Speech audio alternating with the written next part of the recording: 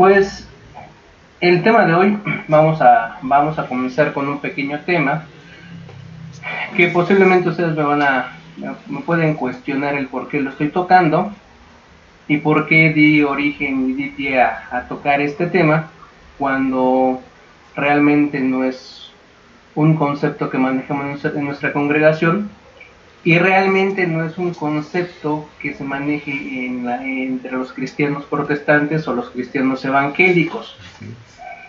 Este concepto que les voy a exponer hoy básicamente lo manejan los cristianos católicos y los octos. ¿Por qué lo quiero tomar? Bueno, porque lo escuché en la semana, me llamó la atención y todo lo que es conocimiento pues debemos analizarlo, ¿sí? Porque parte de lo que escuché en esta semana fue que muchos evangélicos, muchos cristianos protestantes incluso han llegado a dudar de lo que se les está tocando y mucho menos el tema de cómo justificar la creencia, la fe, y incluso dudar de lo que se está creyendo. ¿Por qué? Porque bueno, bien entendemos que la Biblia puede llegar a tener muchas interpretaciones. Y algo que ha caracterizado mucho a esta congregación es que siempre buscamos la parte integral, la parte íntegra de este conocimiento, ¿sí? ¿Por qué creemos nosotros en una vida, en una promesa de nuestro Dios? ¿Y por qué no creemos en tantas otras añadiduras que meten las otras iglesias cristianas? ¿Sí? El tema que voy a tratar es el tema del purgatorio. Se vale que participen, se vale que aporten muchas cosas, se vale que se expongan dudas, ¿sí? Por eso les dije, el tema de hoy va a ser el tema del purgatorio, no porque sea un concepto que lo manejemos en esta congregación, no porque sea algo que vayamos a seguir, ¿sí? Porque realmente lo que les voy a exponer tiene muchos huecos, muchas incoherencias desde el punto de vista en el cual lo manejamos en esta congregación, y sobre todo porque lo manejan muy facilito, como que tengo a alguien más que intercede por mí. Veamos qué es el tema del purgatorio y por qué me llamó tanto la atención. ¿Alguien ha escuchado, digo para empezar, alguien ha escuchado qué es el purgatorio o tiene una idea de lo que haya escuchado qué es el purgatorio? Sí. A ver, Saulito. Es un espacio intermedio entre el cielo y el infierno, en donde aquellas almas que, de acuerdo a sus hechos, tal vez no son tan merecedoras de pasar su tiempo en el infierno, pero aún no son lo suficientemente limpias para merecer su entrada al cielo. Entonces este punto intermedio les permite a ellos, como dice su nombre, purgar sus penas, purgar sus pecados, mediante una serie de penitencias que no son tan severas, tan grotescas como en el infierno, porque en el infierno, pues ahí, de acuerdo a esta mitología, el infierno es un castigo. Ahí no se hace ningún mérito, ahí te están castigando y se acabó. Pero en el purgatorio el alma estaría en un proceso de purgar y entonces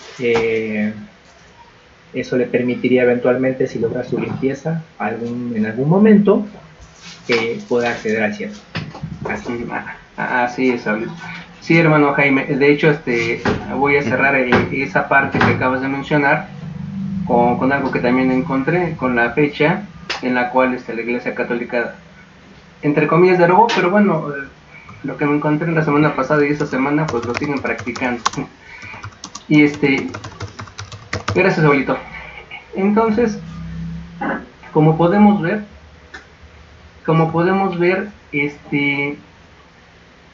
de entrada, los que ya tenemos algo de recorrido, bueno, sí, desde los 18 años hasta ahorita ya es algo de recorrido,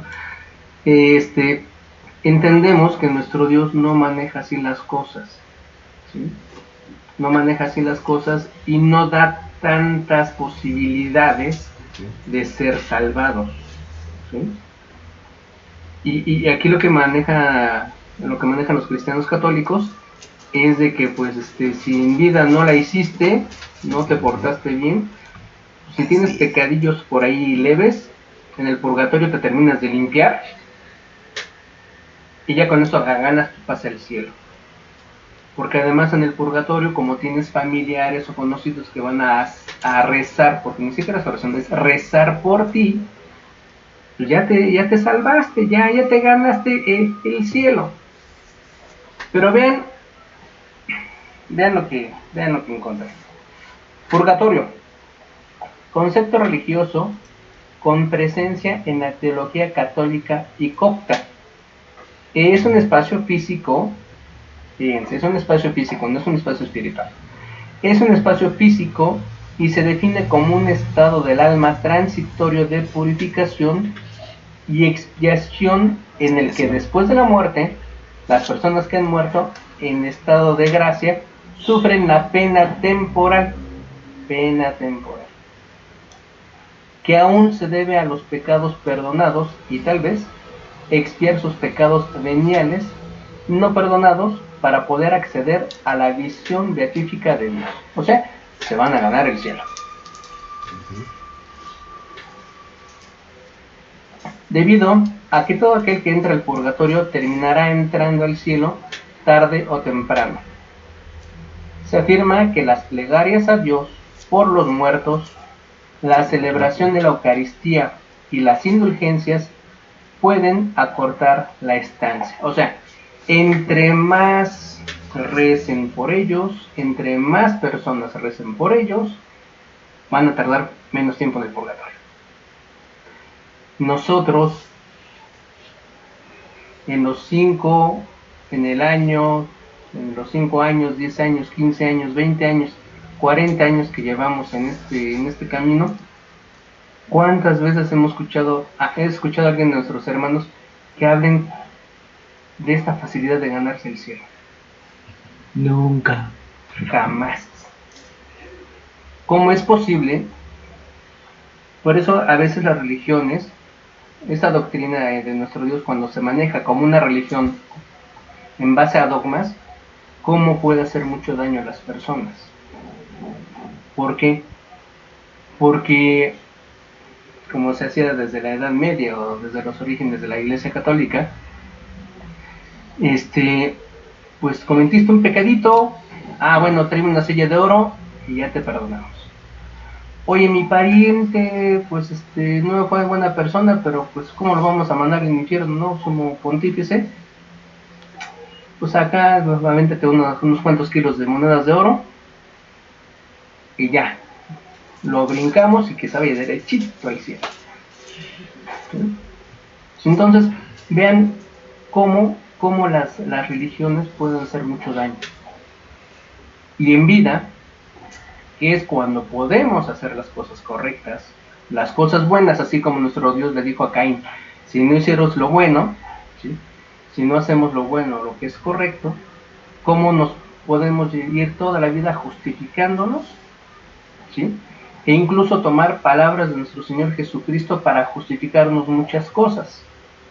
Porque además lo que me encontré es de que hay que toman pasajes de la Biblia para tratar de justificar lo del purgatorio. El primero de ellos sería Lucas 12, 58 al 59.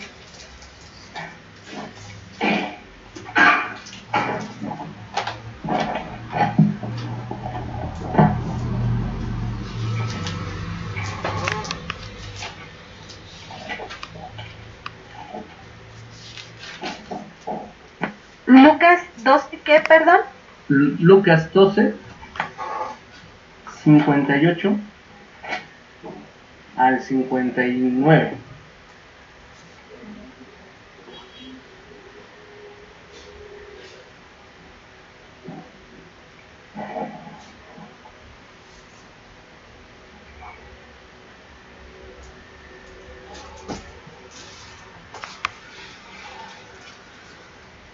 ¿Alguien lo puede leer, por favor?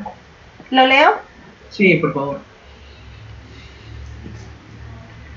Si tienes que ir con un adversario al magistrado, procura reconciliarte con él en el camino, no sea que te lleve por la fuerza ante el juez, y el juez te entregue al alguacil, y el alguacil te mete en la cárcel. Te digo que no saldrás de allí hasta que pagues el último centavo. Ok. Hermanos, bueno, ya con conocimiento, ¿a qué se refiere este pasaje? Ya lo hemos leído varias veces. ¿Y a qué se refiere este pasaje?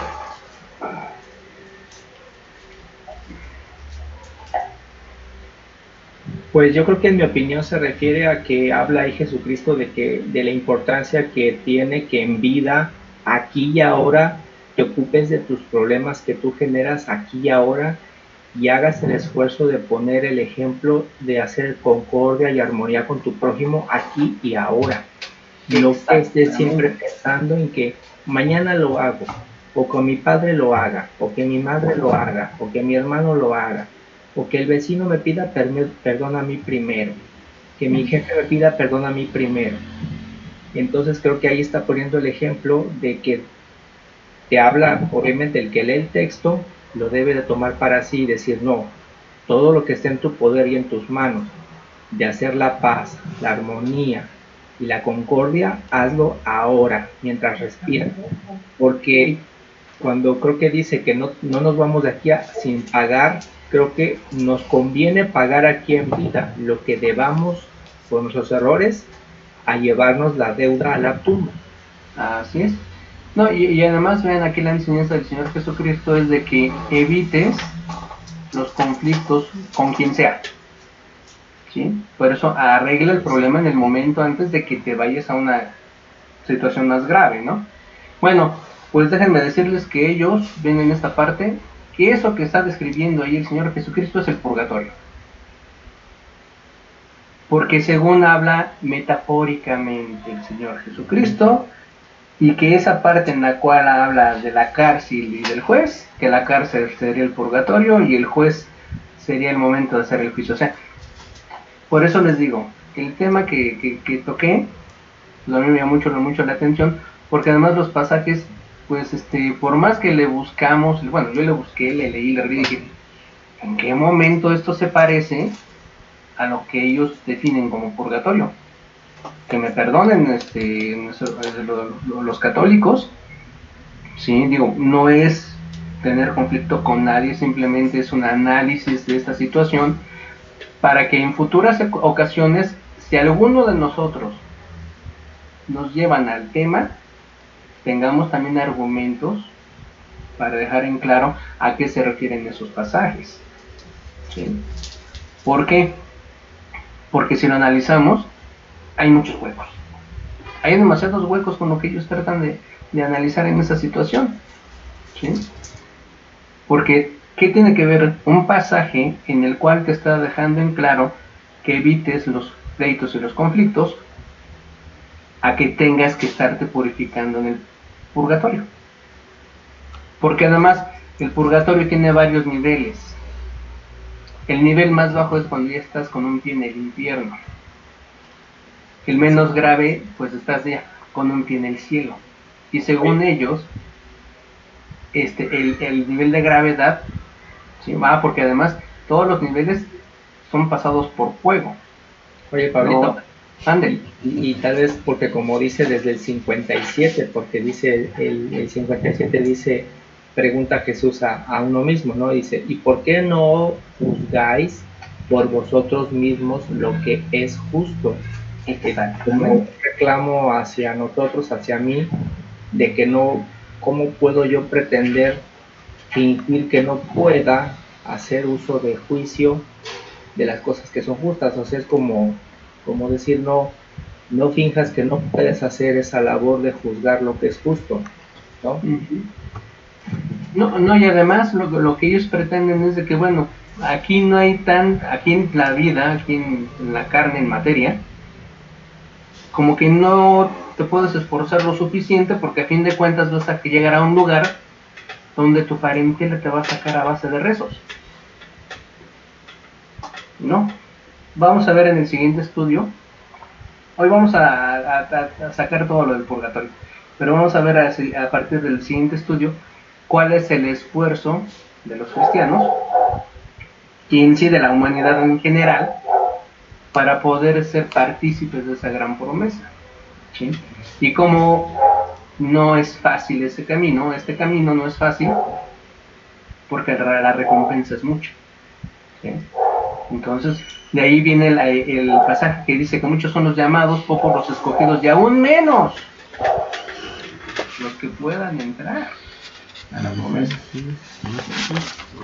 Y hace décadas, perdón por lo que voy a decir, a lo mejor algunos se van a espantar, pero hace algunos años encontré en un video, yo me meto un poquito de todo, en un video satanista que la misma congregación satánica dice, bueno, es que Adonai es Dios, es verdadero Dios, pero sus estatutos y sus reglas son muy fuertes y muy elevadas. ¿Quién se podrá salvar? ¿Quién podrá participar? ¿Sí? Por eso en creencias como la satánica o la luciferiana, pues todo lo manejan más facilito. Luego haremos un estudio de eso.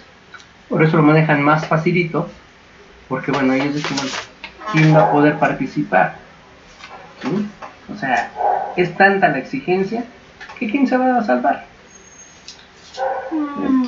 Y bueno, y aquí los católicos lo manejan como que bueno, es muy fuerte, pero pues te va a hacer el purgatorio, si tuviste un pecadillo por ahí, pues ya, ahí te terminas de limpiar y serás salvado.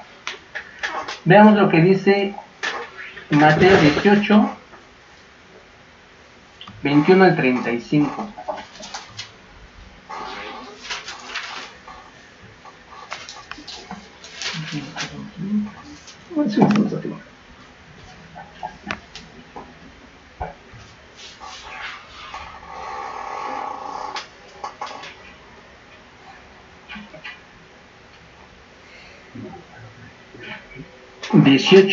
Mateo 18 del 21 al 35. ¿Quieres leer? Sí. Adelante. Entonces se le acercó Pedro. Dile que vas a leer. Yo voy a leer. Sí, Marita, gracias.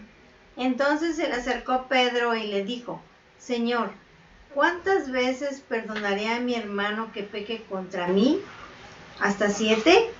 Jesús le dijo, no te digo hasta 7, sino aún hasta 70 veces 7.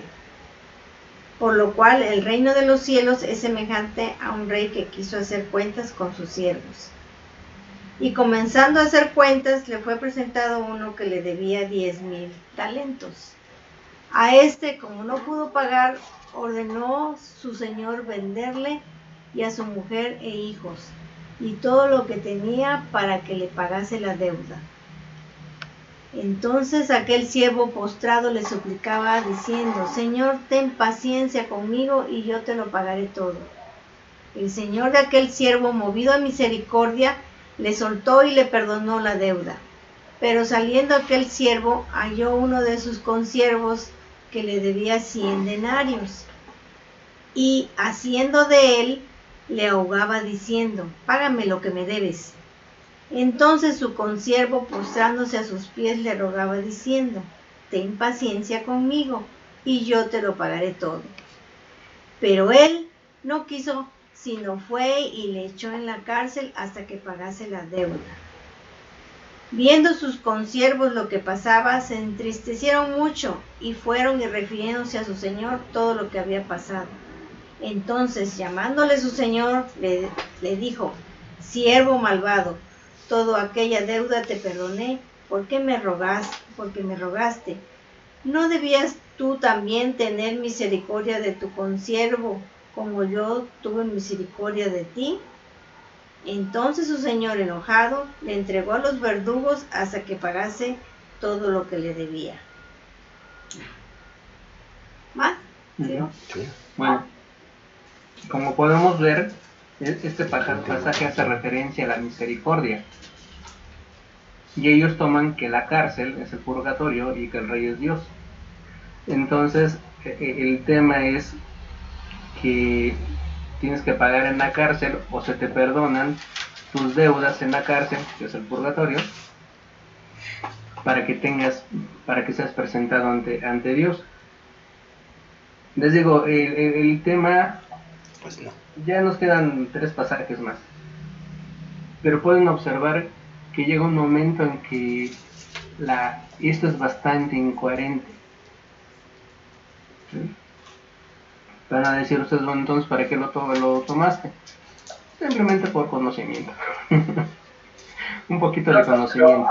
Digo, yo en lo particular, yo te agradezco la idea porque yo siento que sí es importante, porque como tú dices, cuando comentamos con compañeros o amigos, pues puede ser común que ellos nos comenten sobre esta idea, y ahora con estos textos que me das, me permites conocer al menos de origen, de dónde el catolicismo romano, de dónde tomó la idea para poder justificar este precepto, aunque creo que indudablemente me parece que mucho tuvo que ver la influencia que se dejó tener en la Edad Media con la novela de la Divina Comedia. Para allá voy. Bueno, perdón, ya. Para allá voy. Terminamos los pasajes y vamos a aclarar esa situación. Aquí el tema es cómo ellos tratan de justificar, ¿no? Por ejemplo, el otro pasaje con el que ellos pretenden justificar es con Mateo 6:12, en el cual dice así: y perdónanos nuestras deudas como nosotros también hemos perdonado a nuestros deudores. Sí. ¿De qué estamos hablando aquí? Del Padre Nuestro.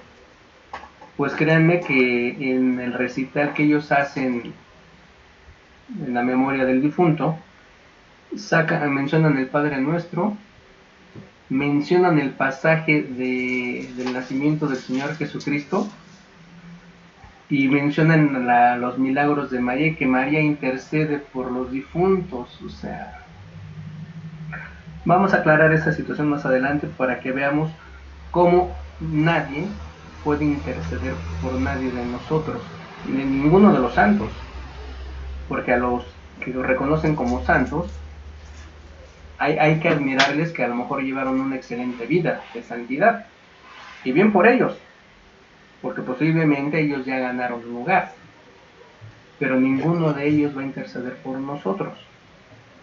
¿Sí? Todo lo que hagamos o dejemos de hacer en esta vida es únicamente para beneficio o perjuicio espiritual de nosotros mismos. El otro pasaje que me llamó mucho la atención fue el de Mateo 12:32,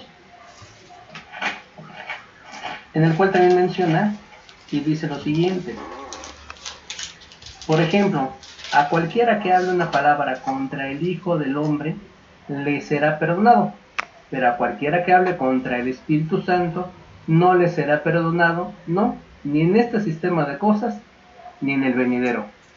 ¿A qué sistema de cosas venidero se refiere?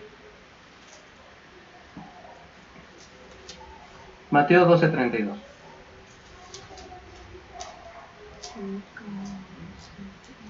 Cri, cri, cri, cri. ¿Janet? Ay, creo que nunca. Dios perdonará incluso a aquel que diga algo contra el Hijo del Hombre, pero al que hable contra el Espíritu Santo no lo perdonará ni en el mundo presente ni en el venidero. ¿A cuál mundo venidero se refiere? El celestial. Pues, ¿qué creen? Para ellos el mundo venidero es el purgatorio. ¿Sí? O sea, veamos y el último para rematar, que a lo mejor ese sí pudiera parecerse un poquito más. Primera de Corintios 3:13 al 15.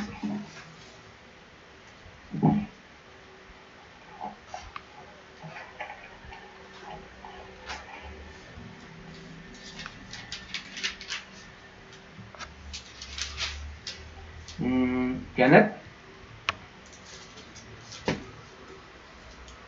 ¿nos lees, manita, por favor? Primero de Corintios, ¿qué? 3:13. Al 15. Dice, su obra podrá verse claramente el día. La pondrá al descubierto y la obra de cada uno, sea la que sea, será revelada y probada por el fuego. Si lo que alguno sobreedificó permanece, ese recibirá su recompensa. Si lo que alguno sobreedificó se quema, ese sufrirá una pérdida. Si bien él mismo se salvará, aunque con quien escapa del fuego. ¿Hasta ahí? Uh-huh. Sí, nada más hasta el 15, gracias. Bueno, es que como en el purgatorio hay fuego, pues ahí se van a purificar las almas y las obras de cada quien, si vale la pena y si han sido justas, esa alma se va a superar y va a salir del purgatorio, de ese fuego. ¿Sí? Entonces, según este es el pasaje base de tomar la idea del purgatorio. ¿Sí? Pero bueno, ustedes dirán, oye Pablito, o Pablo, o con la palabra de cariño que me quieran decir.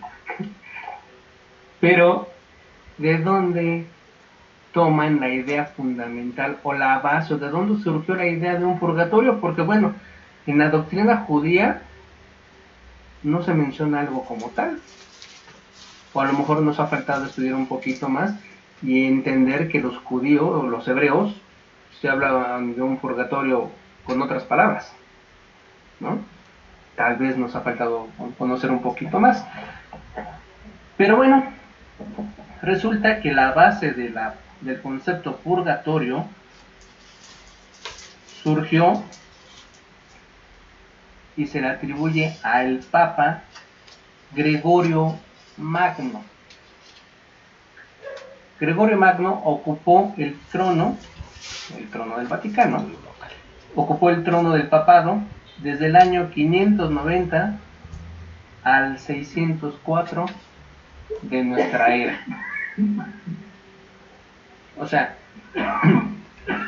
estamos hablando que ya cuántos siglos se lleva creyendo ese concepto.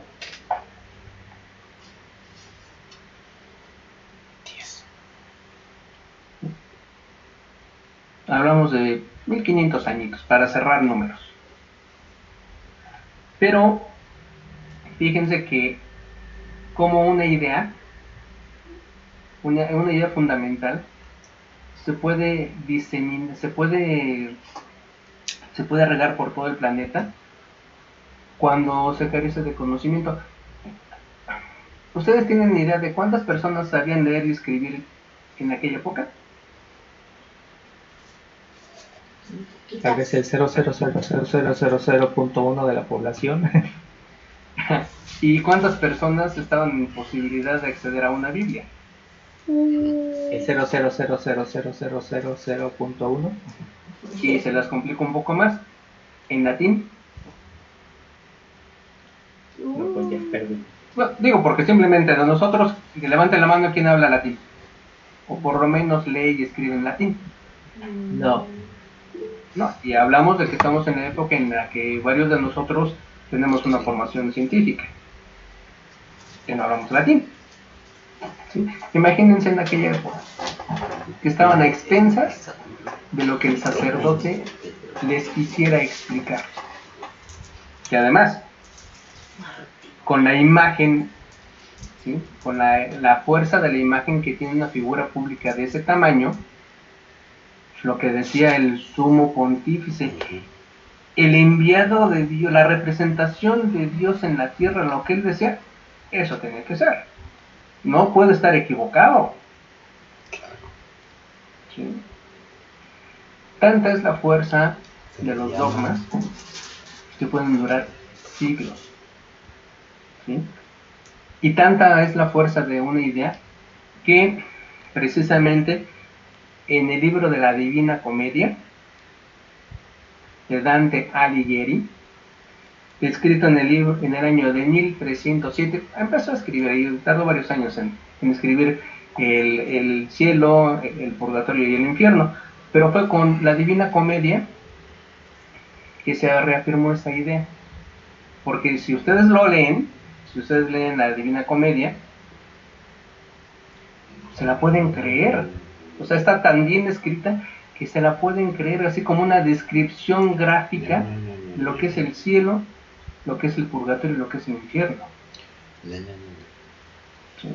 Entonces, digo, no había internet, no había televisión, no había otra cosa para entretenerse, y las novelas de ese tipo, y con la forma en que fue escrita, pues causa una gran impresión, ¿sí? Y los que podían leer y escribir, pues asimilaron la idea, y más, perdón por lo que voy a decir, y más si eres demasiado religioso, que te creías todo lo que dice la Santa Iglesia, lo asimilabas como un hecho.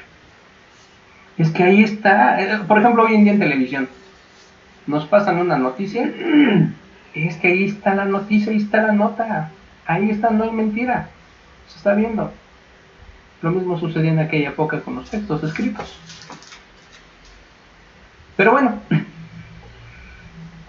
¿qué vamos a hacer con la situación del purgatorio? Como les decía desde un inicio, ¿creerlo? Pues no, realmente la labor del cristiano como tal es no creer todo lo que se nos diga, porque gracias a Dios se nos dio la posibilidad de poner en tela de juicio muchas cosas, de analizarlas, y es ahí donde dice el pasaje que pesemos los espíritus, porque si vamos a creer y a aceptar todo lo que se nos ponga enfrente, ¿de quién sería responsabilidad? Es propia, ¿sí? Por eso, donde dice pesemos los espíritus, o sea, pesemos todo lo que se nos pasa enfrente, todo lo que pasa enfrente de nosotros, el conocimiento, las voces, las personas, ¿sí? ¿Por qué? Porque algo de ello te puede hacer caer. ¿Sí? Es que decimos, bueno, es que soy cristiano, y como tenemos a Jesús que Él aboga por nosotros, ¿sí? Porque además, como está escrito que el que cree, ya con solo creer será salvo, pues yo sí creo en Dios y creo en Jesús y ya me libré. Sí, qué bien. ¿Sí? Entonces no importa que yo no haga un cambio en mi vida, en mi forma de ser, ¿sí? Que sea una porquería de persona, porque yo creo en Dios y creo en Jesús, y con eso ya la libré. No, y además más fácil, me paso a los católicos, ahí en el catolicismo, pues con los cristianos católicos, ahí sí me voy al purgatorio. Antes de morir le pido a un pariente que ruegue por mí todos los días y todas las noches, para que en 7 días yo ya vea el cielo, o esté en el cielo. Qué bonito, ¿verdad? Qué bonito, qué fácil, qué cómodo. Y en vida, ¿qué hiciste por tu prójimo? ¿Dónde estuvo el aguante, la templanza y la paciencia? Y todas las deficiencias que tuvimos como personas. Acaba de morir Diego Armando Maradona, ¿sí?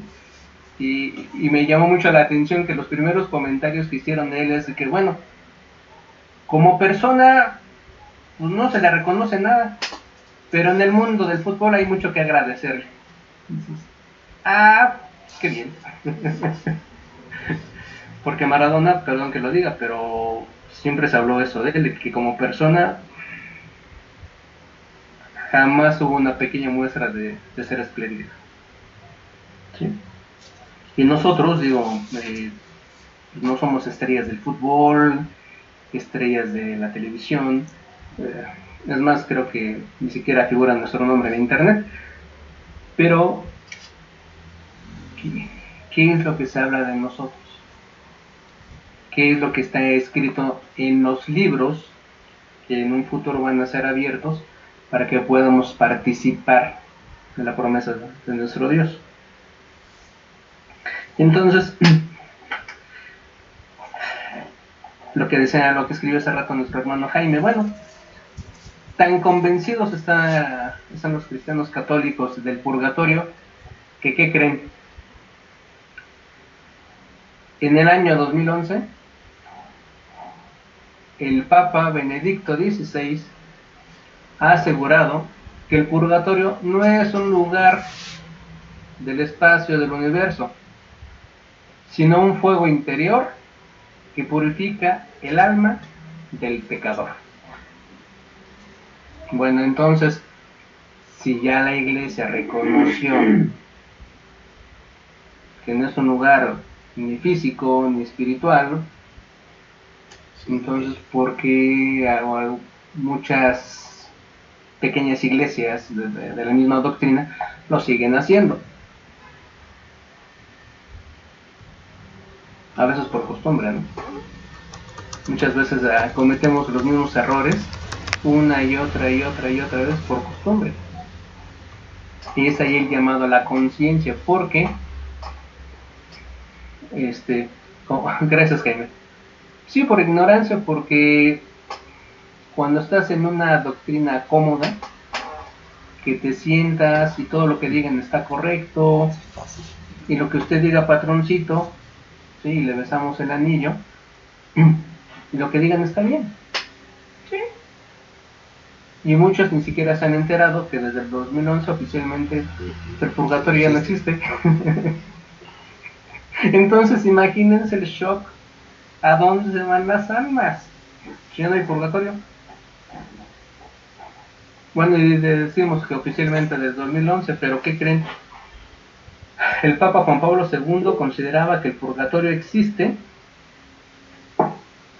pero no como una prolongación de la salvación, de la salvación terminal después de la muerte, sino el camino hacia la plenitud a través de una purificación completa. O sea, ya el Papa Juan Pablo empezaba a coquetear con la idea de terminar el concepto, pero finalmente Ratzinger, Benedicto XVI, terminó con ese concepto de el purgatorio. Pero bueno, hay varios por ahí que siguen creyendo en el purgatorio, siguen creyendo en hacer rezos para la salvación de sus almas, y tarde o temprano alguien nos puede debatir y nos va a querer dejar en claro que nosotros siempre estamos mal. ¿Sí? Por eso el conocimiento nunca está de sobra, porque con conocimiento podemos argumentar muchas cosas. Claro, el tema no está en pelearnos, ¿sí? Pero sí tal vez dejar en claro 2, 3 cositas. Porque bueno, si nuestro Señor Jesucristo él mismo dijo que busquemos el reino de Dios y el mismo pasaje dice que busquemos el reino de Dios y su justicia y todo lo demás será por añadidura, ¿a qué se refiere? Ahora, ¿cuál es la base de la ley y los profetas? Amarás al Señor tu Dios con todo el corazón, con todo tu alma y con todo tu entendimiento, y a tu prójimo como a ti mismo. Y además se dice que los profetas se acaban hasta Juan. Punto. O sea, ya no hay quien interceda por nadie más nuestros propios actos, nuestros propios hechos, lo que nos llevemos es lo que va a hablar de nosotros. No hay más. Y eso pues no va a estar por demás mencionarlo en los próximos estudios para dejar en claro todo el concepto de lo que es el alma, lo que es el espíritu, a dónde va el alma, porque bueno, si ya Ratzinger nos dijo que las almas no van al purgatorio para terminar de purificarse, entonces ¿a dónde van? ¿A dónde vamos a ir una vez que nosotros muéramos? Porque siempre le va a quedar la duda a muchos, bueno, es que pues si aquí como los católicos ya me quitaron el purgatorio, ¿qué va a ser de mí? Porque irme al infierno, ¿no? ¿Cómo voy a ir al infierno? y pues todos nos queremos ir al cielo, ¿verdad? Queremos vivir eternamente. Y también, ¿para qué quieres vivir eternamente? ¿Para qué quieres ser inmortal? ¿Porque te da miedo la muerte o te da miedo la simple idea de que vas a simple y sencillamente dejar de existir? Porque dice también un pasaje, dice, no le tengas miedo al que mata el cuerpo, al que destruye el cuerpo, ten miedo al que destruye el alma.